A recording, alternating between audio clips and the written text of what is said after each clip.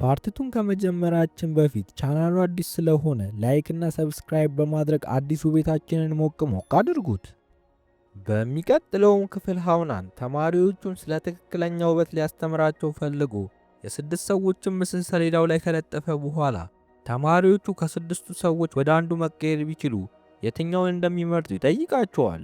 እነሱም ሁሉም ሊባል በሚችል ሁኔታ ስድስተኛ ላይ ያለችውን ሞዴል መርጠው ሀውናንም ምርጫቸውን ከሰማ በኋላ የቀሩት አምስት ሴቶች ምን እንዳደረጉና ምን እንዳሳኩ ነግሯቸው እነሱም ያንን ሲሰሙ ሐሳባቸውን ቀይረው ሀውናንም ውበት ጠፊ ነገር እንደሆነና ማንም ሰው ከእውቀት እንደማያስበልጠው ነግሮ እነሱም ከውበት ይልቅ እውቀታቸው ላይ እንዲሰሩ ይነግራቸዋል። በዛኑ ቀንም የእንግሊዘኛ አስተማሪያቸው ወደ ሮይ ክፍል ገብታ ውጤቷ ዝቅ ያለ ሪያንን እየሰደበች ወደ ሕክምና ዩኒቨርሲቲ በመግባት ህልሟ ላይም ስትስቅ ሪያን በዚህ በጣም ትጎዳለች። ይህንን ሁሉ ያየው ሮይም እንድትከፋ ስላልፈለገ አባት ወደሚሰራበት ሆስፒታል ወስዷት ሁለቱም የዶክተሮችን ጋውን አድርገው ሮይም ወደ ሪያን ዞሮ በዚህ ጋውን ውስጥ ህይወት ምን ሊመስል እንደሚችል እያሰብሽ በደንብ ማጥናትሽን ቀጥይ ይላታል።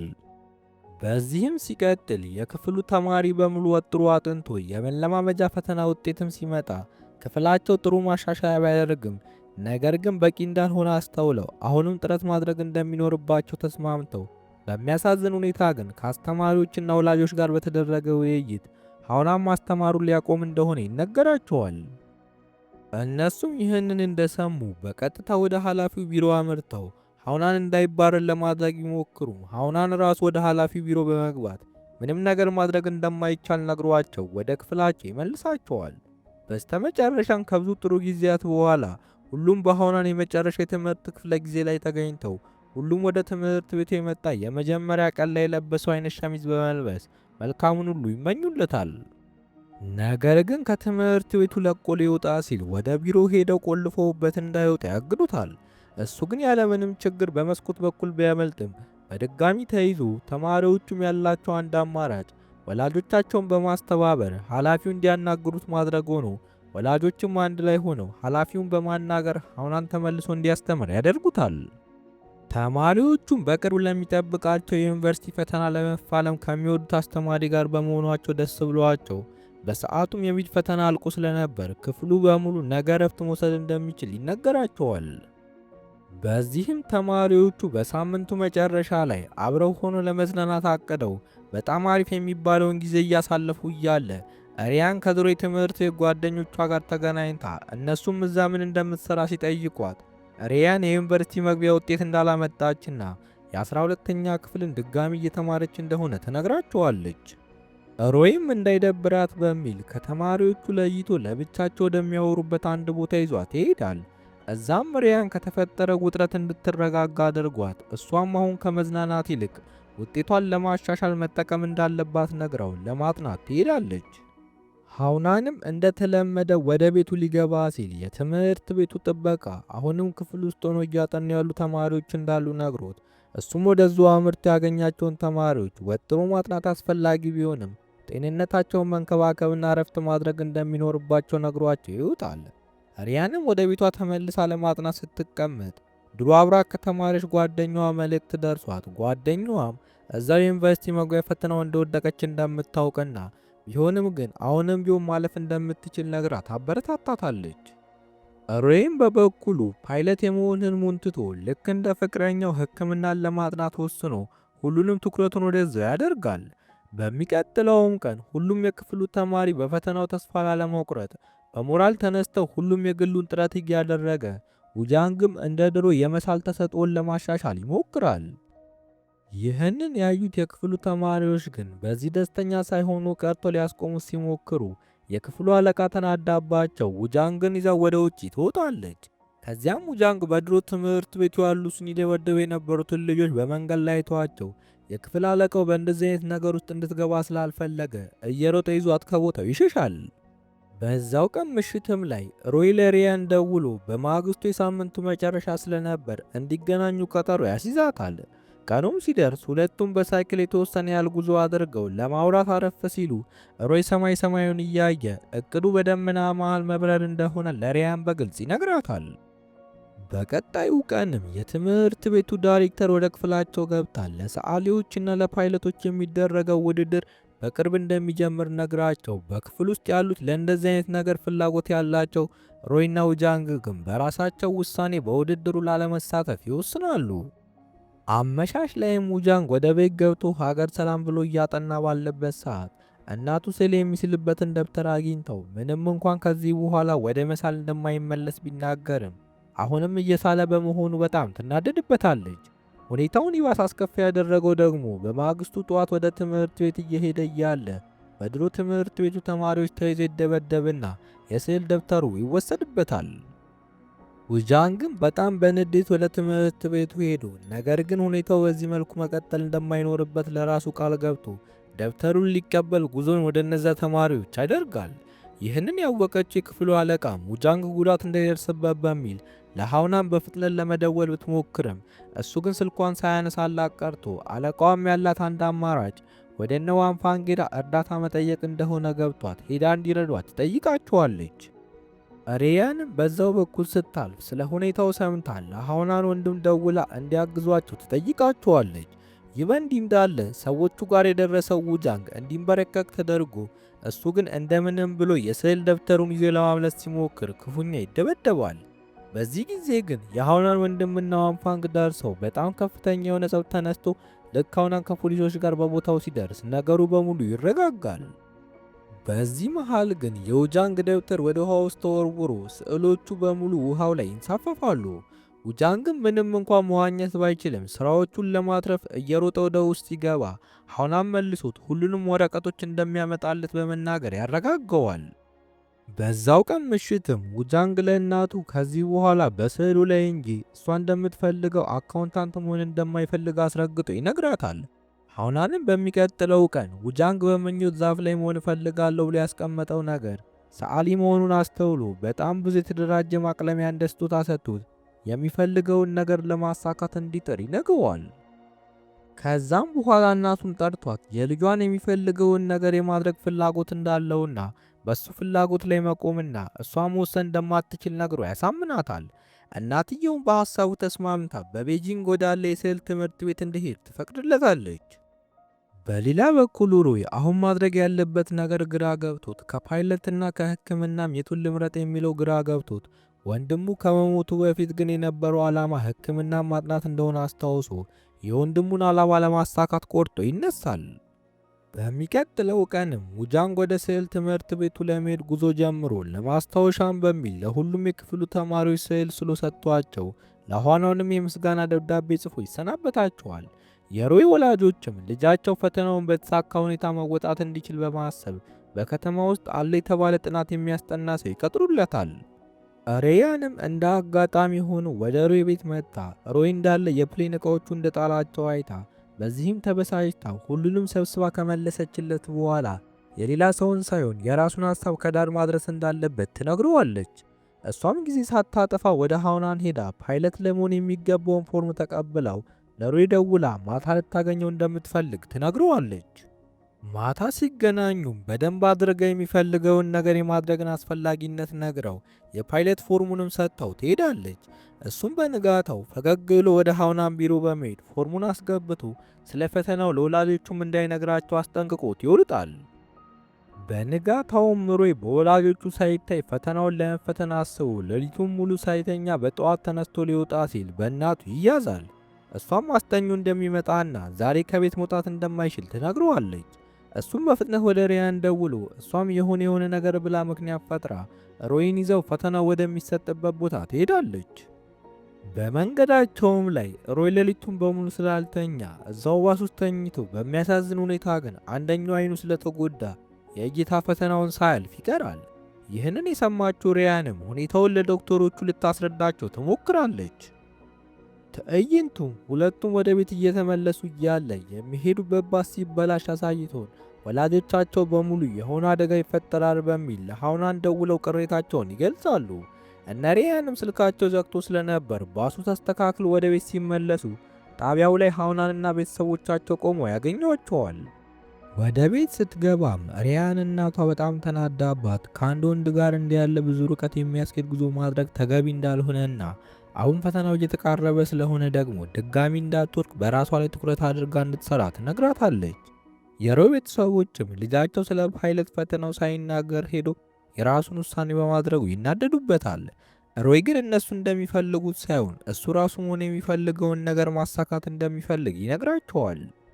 በሚቀጥለው ቀን ጠዋትም የሮይ እናት ወደ ሐውናን አምርታ ልጃቸው የወሰነውን ውሳኔ ባለማሳወቁ ምክንያት እየወቀሰችው፣ ይባስ ብሎም ጭራሽ ከሪያን ጋር የሚወጡት ነገር የማይፈለግ ውጤት እንዲመጣ ሊያደርግ እንደሚችል ትነግረዋለች።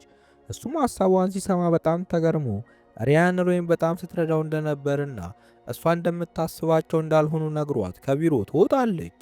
ይህንን ሁሉ ነገር ስትሰማ የነበረችው ዳይሬክተሯም ወደ ሪያን ክፍል ገብታ እያስተማረች እያለ ሬይ ከሷ ትምህርት ውጭ የሆነ ሌላ ትምህርት ሲያነባ አግኝታው ይባስ ብሎ የሚያነበው የሪያንን ደብተር መሆኑን ስታውቅ ሁለቱንም ጠርታ ለብቻቸው እየሆኑ የሚያደርጉት ነገር ብዙዎቹን እያበሳጨ እንደሆነ ነግራቸው በአሁኑ ጊዜም ፍቅር ምናምን የሚባል ነገር አስፈላጊ እንዳልሆነ ተናግራ ከዚህ በኋላ በመካከላቸው የ10 እርምጃ ርቀት እንዲኖር ታዛቸዋለች።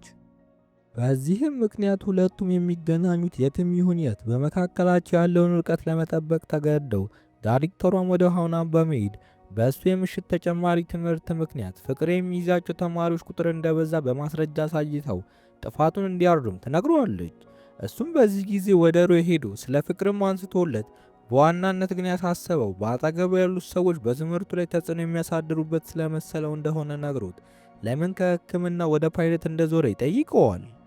ሮይም ሕክምና መማር የሞተው ወንድሙ ፍላጎት እንደነበርና አሁን እሱ ስለሌለ በሱ ፋንታ ሕክምና መማርን ይፈልግ እንደነበር ነግሮት ነገር ግን በውስጡ ከልቡ የሚወደው ፓይለት መሆን እንደሆነና አሁንም ማድረግ ያለበት ወላጆቹ እንዲሆን የሚፈልጉትን ነው ወይስ እሱ ራሱ የሚፈልገውን የሚለው ነገር ግራ እንደገባው ይነግረዋል።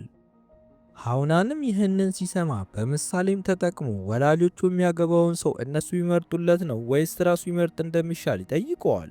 ሮይም ያለምንም ማንገራገር ሪያን እንደሚመርጥ ነግሮት ሐውናንም ልክ ሪያን እንደመረጠው ሁሉ አሁንም ልቡ የሚፈልገውን ነገር እንዲመርጥ ይነግረዋል። ጊዜያት እያለፉ ሲሄዱ ፈተናው እየተቃረበ መጥቶ ሁሉም ሲያጠኑ ከቆዩ በኋላ የመጨረሻው ቀን ላይ ሐውናን ወደ ክፍላቸው ገብቶ ከዚህ በኋላ ሁሉም ለወራት ሲለፉበት የነበረውን ውጤት ለማምጣት እንዲጥሩ ነግሯቸው ፈተናው ቢከብድም እነሱ ግን ምንም ሳይጨናነቁ መስራት እንደሚኖርባቸውና መጨረሻ ላይ በሚመጣው ቁጥር ላይ ከማተኮር ይልቅ በሂደቱ ላይ እንዲያተኩሩ ነግሯቸው ለሁሉም ጥሩን ተመኝቶ ያሰናብታቸዋል። የፈተናውም ቀን ደርሶ ሁሉም ተፈትነው ውጤትም ሲወጣ በጣም ጥሩ ቢሆንም ነገር ግን ሪያን አሁንም ወደምትፈልገው የሕክምና ዩኒቨርሲቲ ለመግባት የሚያስችል ውጤት ባለመሆኑ ምክንያት በጣም አዝና ዳይሬክተሯም ወደ ቢሮዋ ጠርታት ከሮይ ጋር ወዲህ ወዲያ ከምትል ብታጠና ኖሮ ጥሩ እንደሚሆንላት ነግራት ቅስሟን ትሰብረዋለች። በዚህ ንግግርም ሪያን በጣም ተናዳ ሮይን መሸሽ ትጀምራለች። ወደ ቤትም ተመልሳ እናቷን በስራ እያገዘቻት እያለ አንድ የወንበዴ ቡድን ወደ ሱቁ መጥቶ ሪያንን አባቷ የት እንዳለ እየጠየቃት ቤቱን ለማተረማመስ ሲሞክር የሪያን አባት በቦታው ደርሶ ወንበዴዎቹም ያለምንም ርኅራኄ ደብድበውት ሮይና አባቱ ፖሊስ ይዘው መጥተው ሁኔታው እንዲረጋጋ ያደርጋሉ። እናትየውም ባሏ 40 ሺህ ዩዋን እንደተበደረና መክፈል እንዳቃተው አውቃ በጣም እያለቀሰች ነገር ግን ልጇ በዚህ ምክንያት ትኩረቷን አጥታ ፈተናውን ድጋሚ እንዳትወድቅ በመስጋት ሳትነግራት ቀርታ ወደ መጋዘኗ በመሄድ ያላትን ብር በሙሉ አውጥታ ባሏን ለማግኘት ትሄዳለች። እንደ ተገናኙም እያለቀሰች በእሱ ግዴለሽነት ምክንያት ሕይወቷን በሙሉ እየሰራች ያተረፈችውን ብር አሁን ግን ለመክፈል ልትገደድ እንደሆነ ነግረው ከፍቺ ወረቀት ጋር ብሩን ትሰጠዋለች። ሪያንም በዚህ ምክንያት በትምህርት ላይ ትኩረት ማድረግ አቅቷት ይህንን ያየው ሐውናንም ወደ እሷ በመሄድ አረጋግቷት አባቷን እንድታናግረው መንገዶችን ቢያመቻችም አባቷ ግን አሁንም ግዴለሽ በመሆኑ በጣም አዝና ሐውናንም የዚህን ጊዜ ምንም እንኳን ሁሉም የራሱ የሆነ ችግር ቢኖርበትም የትምህርት ቤቱ ተማሪዎችም ሆነ አስተማሪዎች እንደሚወዷት ይነግራታል። እሷም የሐውናንን ቃል ተቀብላ ወደ ቤትም ሄዳ እናቷን ከአባቷ ጋር እንድትፋታሽ ነግራት ሪያንም ወደ ውጪ ለመጨረሻ ጊዜ ወጥታ አባቷን አግኝታው የሰጣትንም ብር በሙሉ መልሳለት ሕይወቱን በራሱ መንገድ እንዲመራ ነግራው ወደ ቤቷ መመለስ ትጀምራለች። በዚህ መሃል ግን የሮይ እናት ደውላ ጠርታት ከልጇ ጋር እንድትፋታና ከዚህ በኋላ አብራ ብታያቸው ጥሩ ነገር እንደማይፈጠር ነግራት አስጠነቅቃታለች። ይህንን ሁሉም የማያውቀው ሮይም በማግስቱ ሪያንን አብረው ሆነው ወጣ እንዲሉ ይጠይቃታል። እሷ ግን ምንም መልስ ሳትሰጠው ቀርታ ያለምንም ጥርጥር ትመጣለች በሚልም ወደ ተቀጣጠሩበት ቦታ ሄዶ ቢጠብቃትም እሷ ግን ሳትመታ ትቀራለች። እሱም በማግስቱ ለምን እንዳልመጣች ሲጠይቃት ሪያ እንዳልተመቻት በመናገር ዋሽታው ከዚህ በኋላ በራሷ ሕይወት ላይ ማተኮር እንደምትፈልግና ትኩረቷ በሙሉ ጥናት ላይ እንደሚሆን ነግረው ጥላው ትሄዳለች።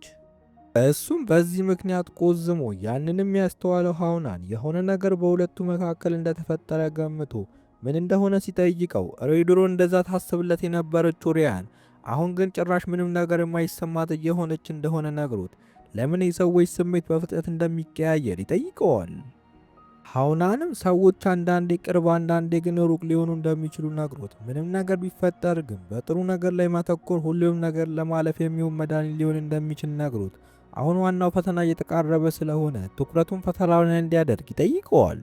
በሌላ በኩል ጃን ከስዕል ትምህርት ቤቱ በተሳካ ሁኔታ ትምህርቱን ጨርሶ ተመልሶ ለሁሉም ያመጣላቸውን ስጦታ እየሰጣቸው አሪፍ ጊዜ ያሳልፋሉ።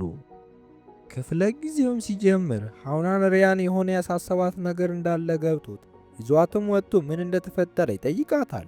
እሷም በባለፈው ሳምንት ሱቃቸው በወንበዴዎች እንደተበላሸ ነግረው እሱም ካለችበት ጭንቀት እንድትወጣ በሚል ወንድሙንና ቡድኑን ጠርቶ የተበላሸውን የሱቁን ግድግዳ በሙሉ ይቀባላታል። ከዛም እየተመለሱ እያለ ሃውናንም ማጥቃት የሚፈልግ አንድ ሰው ከመኪናው ሲወርድ ጠብቆ ሊገጨ ይሞክራል። ነገር ግን በመጨረሻው ሰዓት ላይ አቁሞ ሕይወቱን ሞት እስኪመኝ ድረስ እንደሚያመሰቃቅለው ነግሮት ይሄዳል። ትዕይንቱም የተፈጠረውን ነገር ለማስረዳት ወደ ኋላ ተመልሶ ሃውናን ያስተምር በነበረበት ጊዜ አንዲት ተማሪ ውጤቷ ዝቅ በማለቱ ምክንያት ሁልጊዜ ጮሁባትና ይሰርባት እንደነበር፣ በዛም ምክንያት ልጅቷ ውጤቷ ከጊዜ ወደ ጊዜ ሻሻላል ተብሎ ቢጠበቅም እየተሽቆለቆለ መጥቶ ልጅቷ ጫናውን መቆጣጠር ስላልቻለች ራሷን ከፎቅ ላይ ወርውራ ታጠፋለች። ይህ አሁን ሃውናን ሊገድለው የሚፈልገው ኪም የተባለው ልጅም በወቅቱ ልጅቷን ይወዳት ስለነበር አሁንም በዛ ምክንያት የእሷን ደም ለመበቀል እየጣረ እንደሆነ እንመለከታለን። በሚቀጥለውም ቀን ዳይሬክተሩ አንድ ፕሮግራም አዘጋጅታ የድሮ የትምህርት ቤቱ ተማሪዎች ለአሁኖቹ ተማሪዎች ንግግር እንዲሰጡ እያደረገች እያለ ኪም ኬት መጣ ሳይባል ወደ መድረክ ላይ ወጥቶ ሃውናን ነፍሰ ገዳይ እንደሆነ ይናገራል። ሁኔታውን በጣም አስደንጋጭ የሆነ ክስተትን ፈጥሮ የትምህርት ቤቱም ኃላፊ ፕሮግራሙን አቋርጦ ሃውናንን ወደ ቢሮ ውስጥ ይጠራዋል። ሃውናንም ምንም እንኳን ከሰዓታት በኋላ ሁኔታው ተጣርቶ እሱ ከሞቷ ጋር ምንም አይነት ግንኙነት እንደሌለው ቢረጋገጥም ስለ ልጅቷ እያሰበ ግን ራሱን ተጠያቂ ማድረጉን ይቀጥላል። በዚህም ምክንያት ድጋሚ ትምህርት ማስተማሩን ለማቋረጥ ወስኖ በዛኑ ቀን የመጨረሻውን ፈተና አርሞ ጨርሶ ምንም ነገር ሳይል ጥሏቸው ይሄዳል። በሚቀጥለውም ቀን ሃውናን ጥሏቸው እንደሄደ ያላወቁት ተማሪዎቹ በሃውናን ፋንታ አዲስ አስተማሪ ሲመጣ አንማርም ብለው ወደ ኃላፊው ጉዟቸውን ያደርጋሉ። በዚህ ጊዜም ኃላፊው ሃውናን እንደለቀቀ የሚናገረውን መርዶ ያረዳቸዋል። እነሱም ተስፋ ሳይቆርጡ ሊሄድ ይችላል ብለው የሚያስቡባቸውን ቦታዎች በሙሉ ፈልገው ነገር ግን ምንም ነገር ሳያገኙ ይቀራሉ። በዚህም ምክንያት አብዛኛው ተማሪ ተስፋ ሲቆርጥ ሪያን ተነስታ ሁሉም ሰው ለራሱ ወደፊት ሕይወት ሲል እንዲያጠኑ ነግራቸው አሁን ሃውናን በዚህ ቦታ ቢሆን እንደሚያዝንባቸው ነግራ ሁሉንም እንዲያጠኑ ታነሳስታቸዋለች። እንደተጠበቀው ሃውናን ወደ ትምህርት ቤቱ ተመልሶ የተመለሰው ግን ለማስተማር ሳይሆን የትምህርት ቤቱን ስም እንዳያጠፋ በዛን ዓመት የተፈጠረውን ነገር በሙሉ ለማስረዳት እንደሆነ ይናገራል። ገና ማውራት ሊጀምር ሲልም ተማሪዎቹ በሙሉ ወደ ውስጥ ገብተው ሃውናን እንዲቆይ እየለመኑት በሚገርም ሁኔታም አንድ ሰው በዊልቸር ላይ የምትሄድን አንዲትን ሴት ወደ ክፍል ውስጥ እየገፋት ይዟት ገብቶ ያቺም ሴት ሃውናን ሞታለች ብሎ የሚያስባት የድሮ ተማሪው ትሆናለች። እሱም በጣም እያለቀሰ ይቅርታውን እየጠየቀ ላደረገው ነገር በሙሉ ኃላፊነቱ መውሰድ እንደሚፈልግና ድሮ ወጣት አስተማሪ ስለነበር የሚያስበው ስለ ውጤት ብቻ ስለሆነ እንደሆነ ነግሯት ይቅርታ ይጠይቃታል። እሷም ላደረገችው ነገር ይቅርታ መጠየቅ እንደምትፈልግ ነግረው አደጋው ከተከሰተ በኋላ ቤተሰቧ ወደ ሌላ ከተማ እንደሄደና ከሁሉም ሰው ጋር ያላትን ግንኙነት እንዳቋረጠች ነግረው ለውጤቷ እንደዛ ትጨነቅ የነበረው ቤተሰቦቿ ከፍተኛ የሆነ ጫና ያሳድሩባት ስለሆነ እንደሆነ ትነግረዋለች። በዚህም ምክንያት ሁሉም ነገር ሰላም ሆኖ ሃውናንም ከብዙ ጭቅጭቅ በኋላ ወደ ማስተማሩ ይመለሳል። እንደተመለሰም ሮይ የሕክምና ዩኒቨርሲቲውን የመግቢያ ውጤት እንዳመጣ ሰምቶ በመደሰት ነገር ግን ለወላጆቹ እንዳልተናገረ ገብቶት በዛው ቀን አመሻሽ ላይ እናቱን ሊያወራት ቀጠሮ ይይዛል። ሲገናኙ ልጇ እሷ እንደምትፈልገው ለሕክምና ዩኒቨርሲቲ የሚጠበቀውን ውጤት እንዳመጣ ነግሯት ነገር ግን ልጇን ሁልጊዜ በእሷ ቁጥጥር ስር ማድረግ እንደማይኖርባትና ውሳኔዎችን እንዲወስድ ልትፈቅድለት እንደሚገባ ተረጋግቶ ይነግራታል። እሷም በዚህ ተደስታ ሐሳቧንም ቀይራ ልጇ ለሚመጣው ትልቁ የመግቢያ ፈተና እንዲዘጋጅና ፓይለት የመሆን ህልሙንም እንዲያሳካ ትነግረዋለች። በሚቀጥለውም ቀን ሐናን ለሁሉም ተማሪዎች የተለያየ አይነት ፎቶ ሰጥቷቸው ከ10 ዓመት በኋላ እሆናለሁ ብለው የሚያስቡትን ነገር እንዲጽፉ ይጠይቃቸዋል። በዚህ ጊዜም አንድ ተማሪ ለእሱ የተሰጠው ፎቶ ከሌሎቹ የተለየ በመሆኑ ተናዶ ወደ ውጪ ሲወጣ ሐናን ተከትሎት ችግሩ ምን እንደሆነ ሲጠይቀው ልጁ እንደ ሌሎች ተማሪዎች ቶሎ ቢጀምር ኖሮ በግልጽ ሊያሳካው የሚፈልገው ነገር ሊኖር እንደሚችል ነግሮት አሁን ግን ምን እንደሚፈልግ ራሱ ግራ እንደገባው ይነግረዋል። ሐናንም ምንም በራሱ ተስፋ እንዳይቆርጥ ነግሮት ዩኒቨርሲቲ አንድ እንጂ ብቸኛ በር እንዳልሆነና ሌሎች ብዙ በሮችን ከፍቶ በእነዛ ውስጥ ህይወቱ መብራት እንደሚችል ይነግረዋል።